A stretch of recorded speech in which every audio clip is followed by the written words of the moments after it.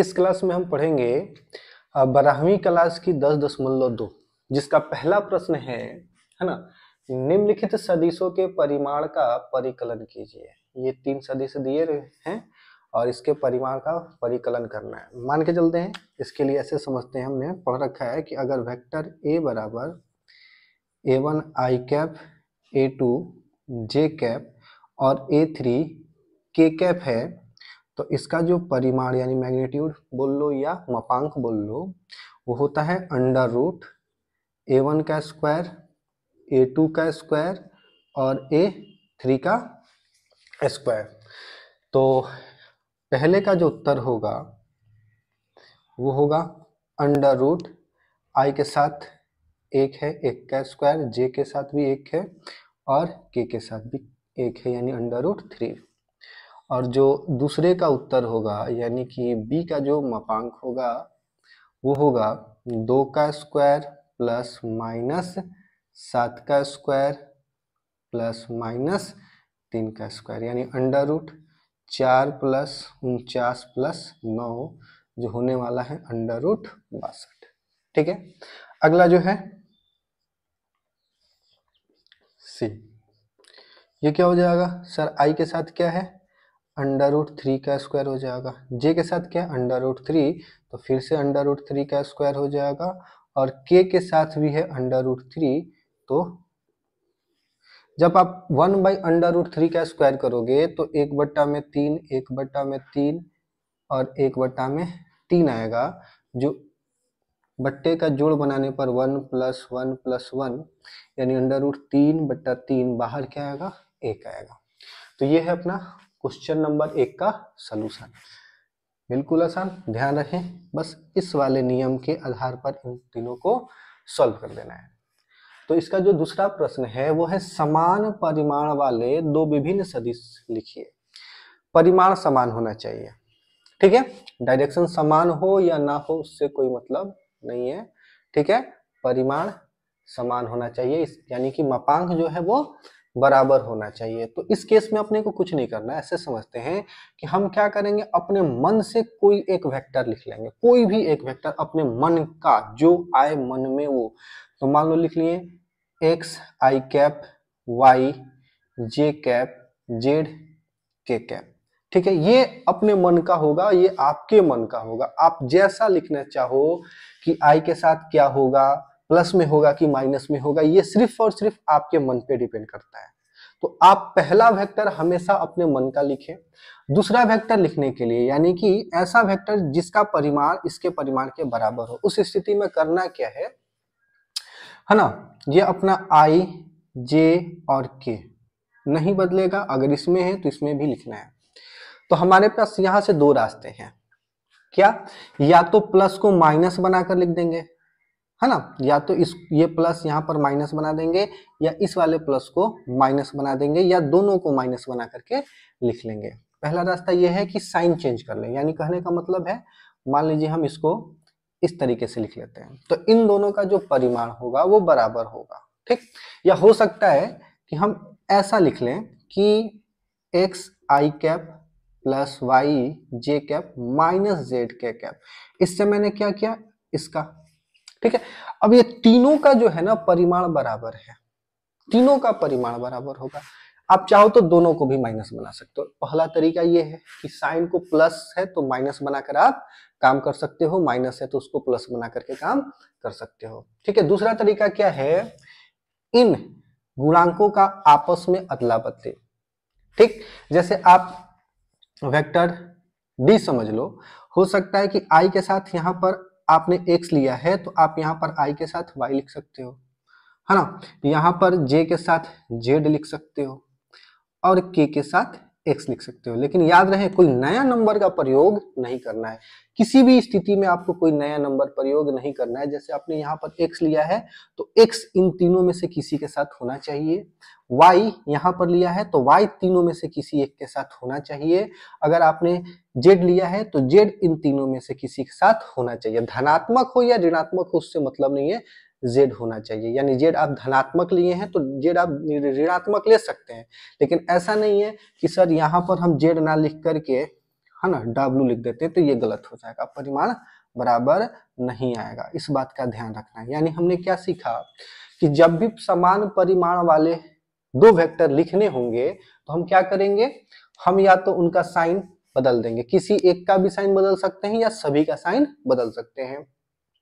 ठीक, पहला ये तरीका अपना सकते हैं। या दूसरा क्या हो सकता है सर, दूसरा हो सकता है कि जो कोफिशिएंट हम, जो गुणांक हम उनके साथ लिखें, आई के साथ, जे के साथ और के कैप के साथ, उन्हें आपस में अदल बदल सकते हैं, कोई नया नंबर का प्रयोग नहीं कर सकते। इसका मतलब अब आते हैं उत्तर लिखने पर।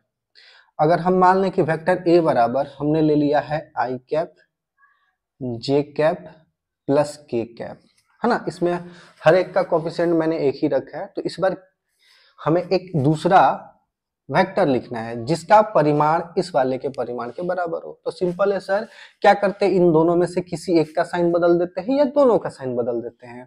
तो हम कुछ ऐसे लिख लेते हैं, आई cap minus J cap plus K cap. तो आप यहां से देखोगे कि वेक्टर ए का जो मापांक है वो 1 का स्क्वायर प्लस 1 का स्क्वायर प्लस 1 का स्क्वायर यानी √3 होगा, और जो बी का मापांक है वो 1 का स्क्वायर माइनस 1 का स्क्वायर 1 का स्क्वायर यानी √3 होगा। तो ये आपको मिल गया क्या कि दोनों के मापांक आपस में बराबर हैं। तो आप ऐसे बहुत सारे वेक्टर आप लिख सकते हैं, है ना। तो ध्यान रखें, समान परिमाण वाले में क्या करना है, या तो साइन को आपस में अदल बदल देना है, या जो गुणांक आपने लिखा है ना, उनको आपस में अदला बदली करना है। एक्स वाले का गुणांक वाई वाले के साथ लिख दें, सॉरी आई कैप वाले का गुणांक जे कैप वाले के साथ लिख दें, या के कैप वाले के साथ लिख दें, किसी एक के साथ, लेकिन उन्हीं को लिखना है। चलिए अब बात करते हैं क्वेश्चन नंबर 3 पे। समान दिशा वाले दो विभिन्न सदिश से लिखिए। डायरेक्शन क्या होना चाहिए, समान, यानी कुछ इस तरीके का समझो, इन दोनों का डायरेक्शन समान है, यानी परिमाण बराबर है कि नहीं है उससे मतलब अपने को नहीं है। तो हमने एक रूल पढ़ रखा है लेम्डा, इनका डायरेक्शन सेम भी होता है और उल्टा भी। ये डिपेंड किस पे करता है, लेम्डा पे। लेम्डा निगेटिव हो तो विपरीत दिशा हो जाता है, और लेम्डा पॉजिटिव हो तो सेम डायरेक्शन होता है। तो हमें लेम्डा का मान क्या लेना है, पॉजिटिव लेना है, निगेटिव नहीं लेना। समांतर वाले केस में हमने पढ़ रखा है। यानी कहने का मतलब ये है कि फिर से आप इस केस में भी आप कोई भी एक वेक्टर अपने मन का ले लो, कुछ भी ले लो, जैसे ले लो 2 i cap 3 J cap plus 5 के कैप। लेकिन अब क्या करना है, वेक्टर बी लिखने के लिए, है ना, लेम्डा चाहिए आपको, एक अदिश संख्या चाहिए, और वो कैसा होना चाहिए, धनात्मक होना चाहिए, ऋणात्मक नहीं होना चाहिए। धनात्मक में आप कुछ भी ले सकते हो, वो 1 हो सकता है, 2 हो सकता है, नहीं 1 लेंगे तो सेम हो जाएगा ना, 1 नहीं लेना है, 1 छोड़ करके 0 छोड़कर आप कुछ भी ले लो। ठीक, आप 2 लो, 3 लो, 4 लो, 4.2 लो, 5 लो, √3 लो, √2 लो, कुछ भी लो, लेकिन धनात्मक होना चाहिए। तो हम ले लेते हैं यहां पर 3, तो 6 आई कैप 9 जे कैप और 15 के कैप। तो इन दोनों का जो डायरेक्शन होगा वो आपस में बराबर होगा, है ना। चलिए एक और देखते हैं। मान लेते हैं हमारा मन किया कि x, वेक्टर x को हम √i प्लस जे माइनस के लिख लें। ठीक है, अब हमें किसी एक संख्या के साथ इसे गुना करना है, तो 2 से गुना कर लेते हैं। 2 √3 आई कैप प्लस 2 जे कैप माइनस के कैप। सिर्फ गुना करना, याद रखें समान डायरेक्शन वाले में आप चिन्ह नहीं बदल सकते हैं, है ना। समान डायरेक्शन वाले में आपको चिन्ह चेंज नहीं करना है। जैसे कि साइन यहाँ पर प्लस है तो यहाँ भी प्लस होना चाहिए, माइनस है तो माइनस ही होना चाहिए। ऐसा नहीं करना है कि सर यहाँ पर माइनस के जगह पर प्लस लिख सकते हैं क्या, बिल्कुल नहीं। डायरेक्शन अगर आपको सेम रखना है, ठीक है, तो साइन चेंज नहीं करना होगा, ठीक है, और हमेशा एक धनात्मक अदिश राशि से गुना करना होगा। चलिए नोट कर लेंगे।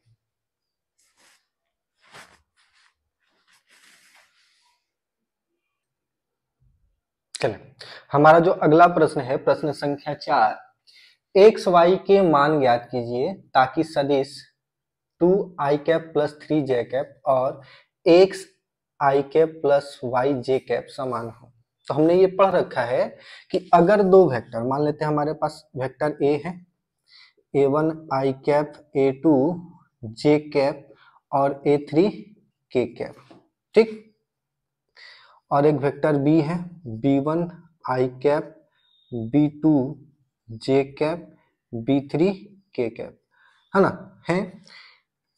यदि वेक्टर ए बराबर वेक्टर बी, ठीक है, अगर हमारा वेक्टर ए बराबर वेक्टर बी है तो इसका मतलब ये होगा कि आई कैप का गुणांक आई कैप वाले के साथ बराबर होगा, यानी कि a1 बराबर b1, a2 बराबर b2 और a3 बराबर b3, कुछ इस तरीके से, ठीक है।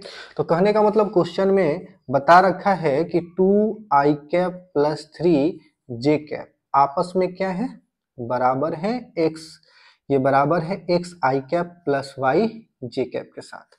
तो i वाले को i वाले के साथ तुलना करके बराबर कर लेते हैं, यानी x बराबर 2 आ जाएगा और y बराबर 3 आ जाएगा। ये है अपना क्वेश्चन नंबर 4 का उत्तर, है ना।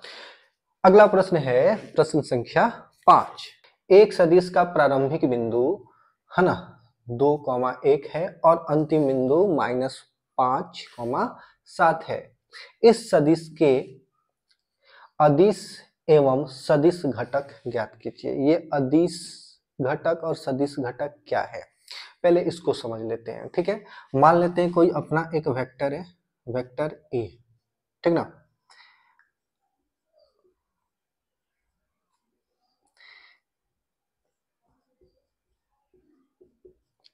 इस तरीके से हमारा जो वेक्टर ए है वो है a1 i cap, a2 j cap, a3 k cap. तो इसका जो अदिश घटक होगा, अदिश घटक वो क्या होगा, a1 comma a2 comma a3, और जो इसका सदिश घटक होगा वो होगा a1 i cap, a2 j cap, a3 k cap, है ना। बस इस तरीके से लिख दिया होता है। तो इतना से आपको समझ में आया होगा कि अगर आपको अदिश घटक या सदिश घटक निकालना है तो उससे पहले आपको वेक्टर पता होना चाहिए, तभी आप अदिश घटक और सदिश घटक निकाल सकते हैं। लेकिन यहाँ पर आपको क्या दिया गया है ना, प्रारंभिक बिंदु। मान लेते हैं ये प्रारंभिक बिंदु अपना ए है जिसका नियामक इतना है, और ये अंतिम बिंदु बी है जिसका नियामक जो है वो इतना है, ठीक। इसका मतलब हमें क्या ज्ञात करना है सर, हमें ज्ञात करना है वेक्टर ए बी। आखिर ए बी ही क्यों, क्योंकि प्रारंभिक बिंदु ए है और अंतिम बिंदु बी है, यानी वेक्टर हमारा ए से बी की ओर जा रहा है। तो जब आप इसको इस तरीके से लिखते हो तो इसका पोजीशन वेक्टर क्या होगा सर, अंतिम वाले को पहले लिखते हैं, यानी कि ओ बी माइनस ओ ए लिखेंगे, ओ बी माइनस ओ ए। तो ओ बी बराबर क्या होगा और ओ ए बराबर क्या होगा, तो याद रखें हमारा ओ बी जो होगा वो माइनस आई कैप प्लस 7 जे कैप, है ना, -5 आई कैप प्लस 7 जे कैप, माइनस का चिन्ह, और ओ ए वेक्टर क्या होगा 2 i cap plus J cap, है ना। आपको याद होगा पोजीशन वेक्टर इसी तरीके से निकाला जाता है, ठीक। जैसे आप ब्रैकेट हटाते हो तो -i cap plus 7 J cap -2 i cap minus J cap, जोड़ते या घटाते समय i को i से और j को j से जोड़ा या घटाया जाता है, तो -7 i cap plus 6 J cap, ठीक है। और 0 के कैप लेके चलते हैं, है ना, है नहीं कि अपना, तो 0 लेके चलते हैं। तो जो इसका अदिश होगा, अदिश घटक होगा वो होगा -7 6 0, और जो इसका सदिश घटक होगा, सदिश घटक वो होगा -7 आई कैप कॉमा 6 जे कैप 0 के कैप, ठीक है। चलिए नोट कर लेंगे।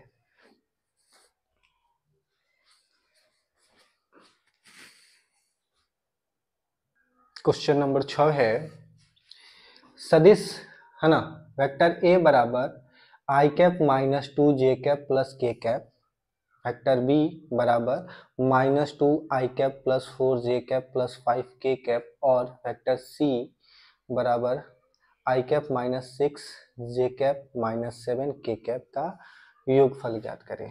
तो हमने पढ़ रखा है कि अगर कभी भी हमें सदिशों का जोड़ निकालना होता है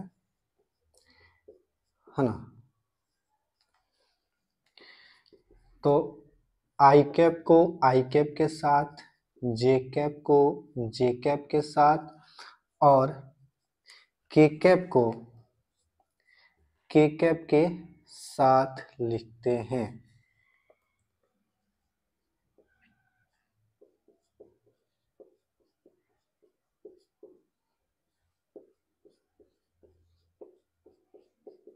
ठीक है, यानी कि vector A plus vector B plus vector C जो होगा, इन तीनों को एक साथ जोड़ेंगे। आई -2i प्लस आई, प्लस का चिन्ह देते हैं, -2j plus 4j minus 6j, plus का चिन्ह देते हैं, k plus 5k minus 7k, इस तरीके से। यानी आई माइनस आई प्लस आई 2i माइनस आई यानी 0i। ठीक है, ये हो जाएगा -2 और -6 -8, और प्लस का 4 -4, और 1 प्लस 5 6 माइनस 7 माइनस का k।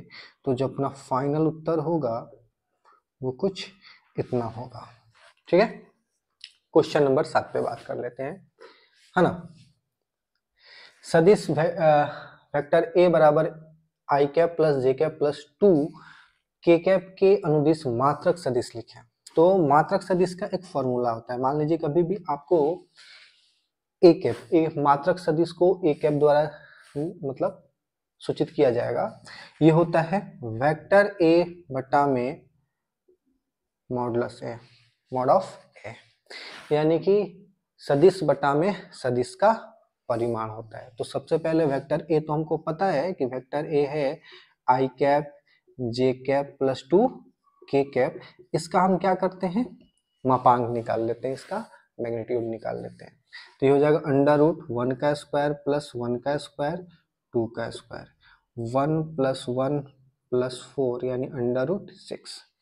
ठीक है, यानी कि ए कैप बराबर हो जाएगा आई कैप जे कैप 2 के कैप बट्टे में √6, यानी 1 में √6 आई कैप, 1 अपॉन में 6 √6 जे कैप प्लस 2 अपॉन में √6 के कैप। यही अपना वेक्टर ए के अनुदिश मात्रक सदिश है। ठीक है, चले नोट कर लेंगे।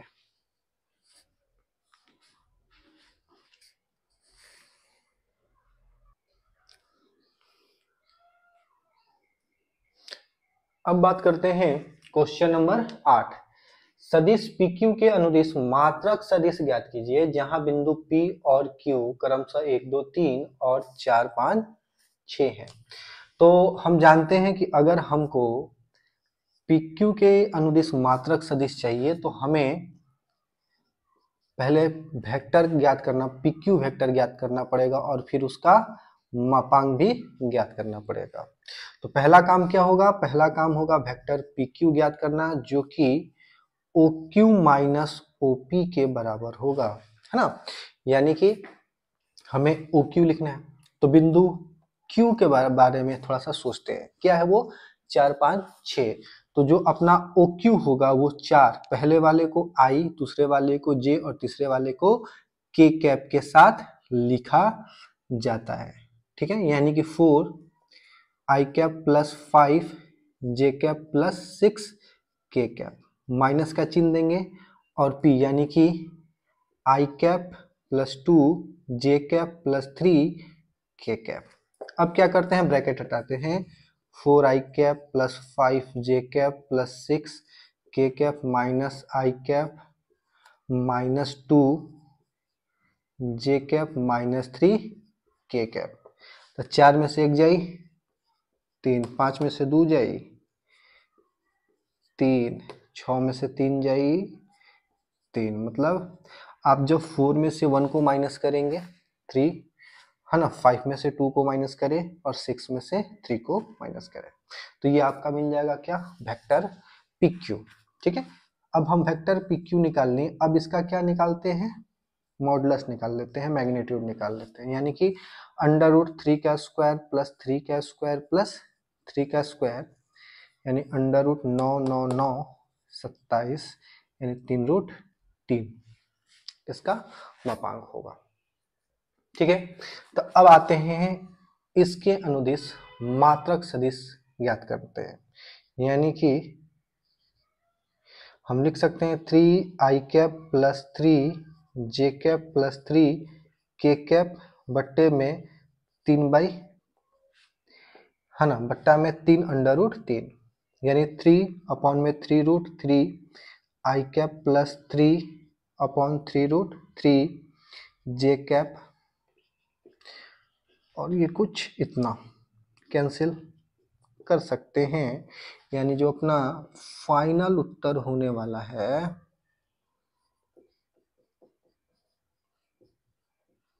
वो कुछ इतना होने वाला है। ठीक है, क्वेश्चन नंबर 8 का फाइनल उत्तर। चलिए क्वेश्चन नंबर 9 पे बात कर लेते हैं। दिए हुए सदिशों वेक्टर ए और वेक्टर बी के लिए सदिश vector A plus vector B के अनुदिश मात्रक सदिश ज्ञात करना है। आसान सा ये भी प्रश्न है। हमें vector A plus vector B के अनुदिश मात्रक सदिश ज्ञात करना है, यानी कि वेक्टर ए प्लस बी का मात्रक सदिश निकालना है। तो हम क्या करेंगे, vector A plus vector B पता होना चाहिए और प्लस में इसका मापांक भी पता होना चाहिए। ठीक है, बोले कोई दिक्कत नहीं ना। तो पहले वेक्टर ए बराबर क्या है, 2i cap minus J cap plus 2k cap, और वेक्टर बी है -i cap plus J cap minus K cap. जोड़ दे, यानी vector A plus vector B जो होगा वो i cap plus 0 J cap plus K cap होगा, यानी कि i cap plus K cap के बराबर है। ठीक, तो भैया इसका लगे हाथों मापांक भी निकाल लेते हैं। तो ये क्या हो जाएगा, 1 का स्क्वायर 1 का स्क्वायर, आई के साथ गुना में का बा हो 1 बार, के साथ का बा 1 बार, जे 0 बार छोड़ दो, यानी √2। ठीक है, तो मापांक भी निकाल लिए, वेक्टर भी निकाल लिए, तो क्या हो जाएगा, तो जो इसका मात्रक सदिश होगा vector A plus vector B के अनुदिश मात्रक सदिश वो होगा i cap plus K cap बट्टा में √2, यानी 1/√2 i कैप प्लस 1/√2 के कैप, ये इसका फाइनल उत्तर होगा। चलिए नोट कर लेंगे।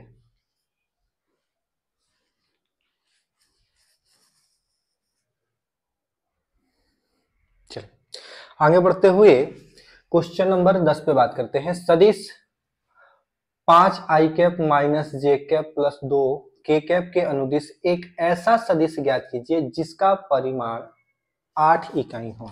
ठीक है, इस बार हमको मात्रक सदिश नहीं ज्ञात करना है, उससे थोड़ा ऊपर सोचना है कि उसका जो परिमाण है वो 8 इकाई हो।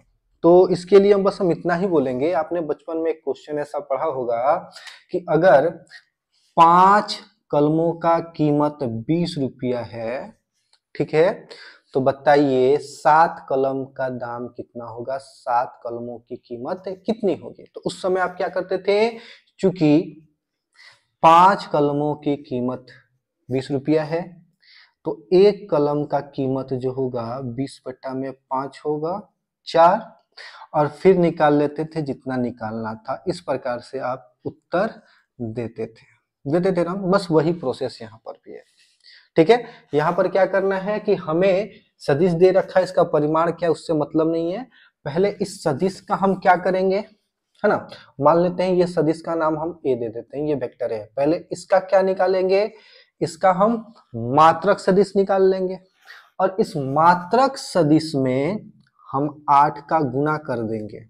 ठीक है, इस मात्रक सदिश में हम 8 का गुना कर देंगे तो हमें अपना उत्तर मिल जाएगा। हमें ये दिया रहेगा, हमारा काम होगा मात्रक सदिश ज्ञात करना, और मात्रक सदिश ज्ञात करने के बाद 8 से गुना। सर 8 से ही गुना क्यों?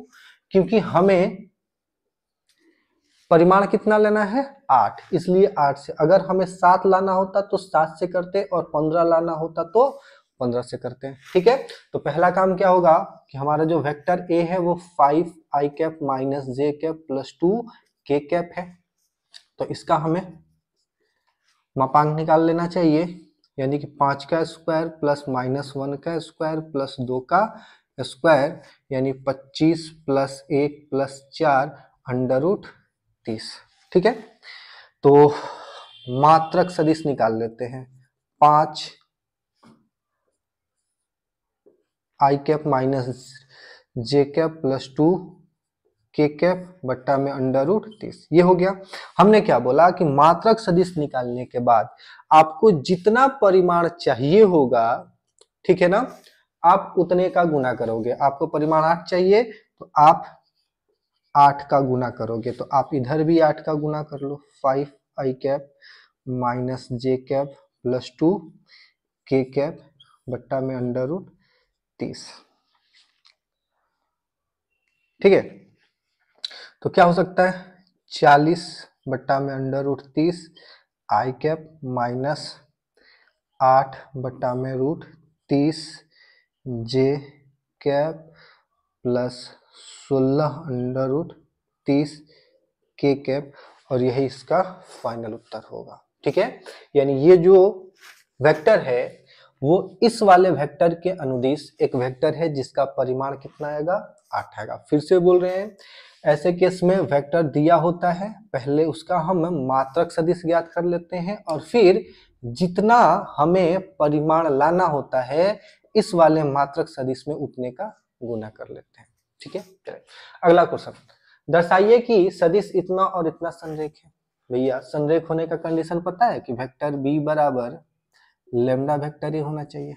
ठीक है, तो हम ऐसा मान लेते हैं कि जो अपना वेक्टर ए है वो 2i cap minus 3j cap और प्लस 4k कैप है, और जो वेक्टर बी है वो -4i cap plus 6j cap minus 8k cap है।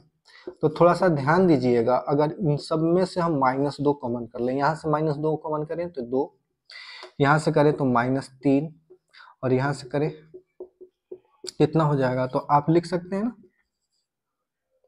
वेक्टर ए, क्योंकि ये तो वेक्टर ए के बराबर हो गया है ना। तो लिखते हैं, अतः वेक्टर ए और वेक्टर बी संरेख हैं जहां लेमडा बराबर -2 यह बताता है कि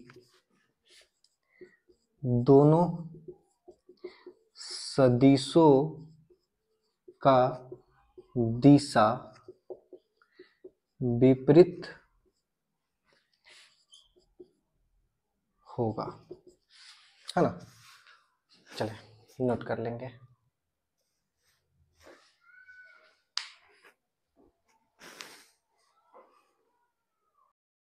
ए भाई तनी सब्सक्राइब कराना दी, साथे साथे लाइक और कमेंट भी कर दी और घंटी वाला बटन दबा दें।